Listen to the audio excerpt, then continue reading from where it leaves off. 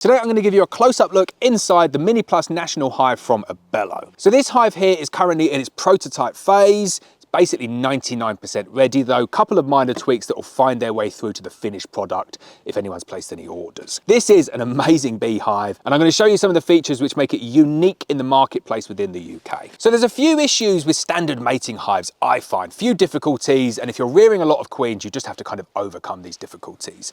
First one is mating hives are very, very difficult to overwinter. In the UK, I would say you have zero chance, pretty much zero chance to get them through the winter because there's no way to feed them up to weight. There's generally not big enough to have enough bees in there to actually successfully overwinter. And the only way to make it work is kind of like by clustering up all of these different boxes together. And then you're just asking for loads of problems like that. So it's much easier just to dismantle all of your mating nukes at the end of the year and start them back up again in the season. But then when you're starting them back up again, one of the biggest issues and one of the biggest constraints that many people have, many bee farmers have, is that stocking the mini mating nukes is quite time consuming, quite laborious, and there's a lot that can go wrong. So generally what you would do is you'd get some bees from your beehive. You want lots of young, nice nurse bees. You shake off all of the nurse bees into a container or a bucket, and then you want to get one big scoop of bees and you're chucking it into the mini mating hives.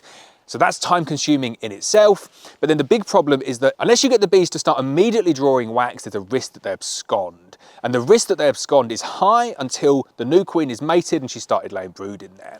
So a much better, more effective and more efficient approach is to make up the mating nukes with brood in already. But because you're generally on like different sizes, you're on little piddly little frames, to do that early in the season, very, very difficult. So you need to kind of come up with this system to get brood in the frames, to put them into the mini mating hives prior to putting your cells in, which is difficult, time consuming, and a real hassle for most commercial bee farmers. So they don't do that. What they do is they shake bees off the hive, scoop them up, put them in, fingers crossed, hope for the best. The Mini Plus National Hive from Abello changes all of that, and it changes it with the addition of this brilliant frame. Now this frame has been around for a while, it's not been available in the UK, but now it is available in the UK. So it's a very, very simple design. It is effectively a DN4 national frame. So what you're seeing there is a DN4 national frame with two extra sidebars along there, and then, if I can get that to focus, but then you've got this detail in the middle where you basically got two frames that are coming together into one. And that is the unique differentiator of this beehive and of this frame system here. So what does that mean and what benefits does that give you over the other hives? So that there is a standard DN4 national frame. I can go and pop that off into a nuke, I can go and pop it off into a beehive. I could maybe have like 2 or 3 of these in every single beehive, and I'm just going to treat it like a normal frame throughout the season. Queen can use it, they can build it up, they can put brood in there, it's just a normal frame. But then when I want to come and stock this hive here, all I have to do is just take it apart, and I've got my 2 little mini frames full of brood, full of bees. I can pop them straight into my mini mating hive, put the queen cell in immediately, and I'm queen rearing from day one. I've not got to wait, put all of the bees in here, feed them, get them starting to draw out the frames, and then go back and put the queen cells in. I can just do it all from day one.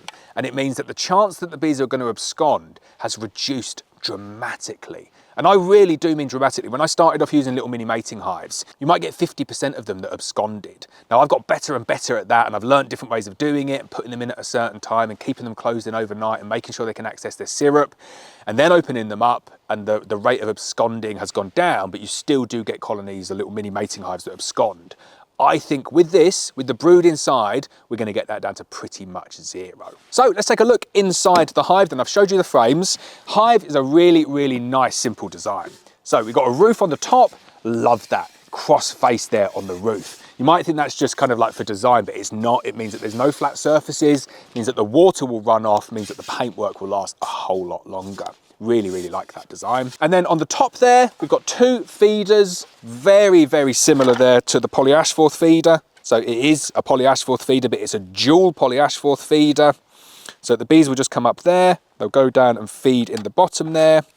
These two extra bits of plastic do actually have a use, which I'll show you in a bit. But see, underneath the feeder there, we've got the slots that go in, and that is where the bees are going to go up, and that is where the bees are going to get their feed. So really nice dual poly Ashforth feeder. Then the next step of the hive. So there we go, we've got a standard brood box there made in the same style as the Abello poly, so 160 grams per litre steam moulded poly.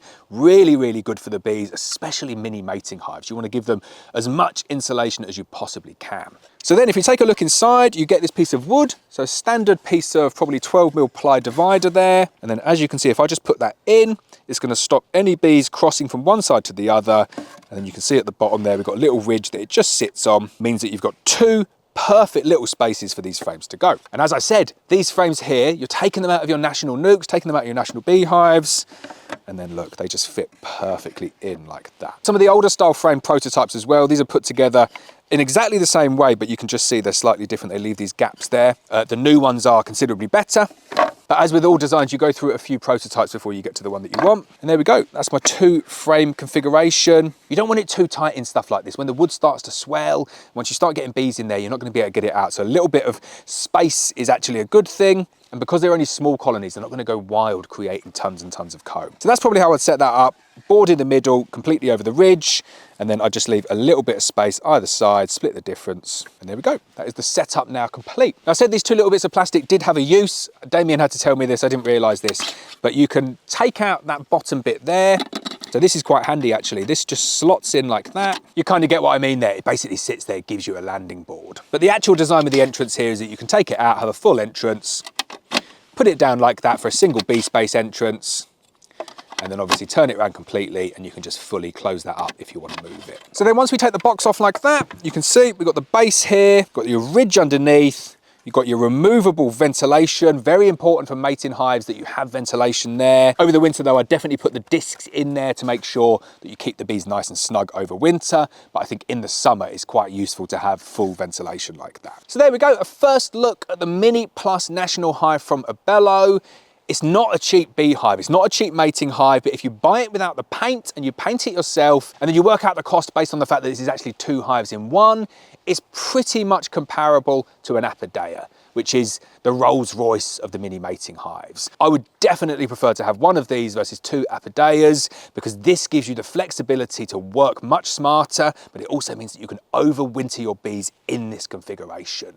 All I would do at the end of the year, take the divider out, merge those 2 colonies together, have 6 frames going into winter, feed them up really nice and strong, give them fondant if they need it over winter as well, and then I could just start again rearing very early on in the season, and that would save me so much time, so much effort, and okay, maybe I've spent a little bit more money to achieve that.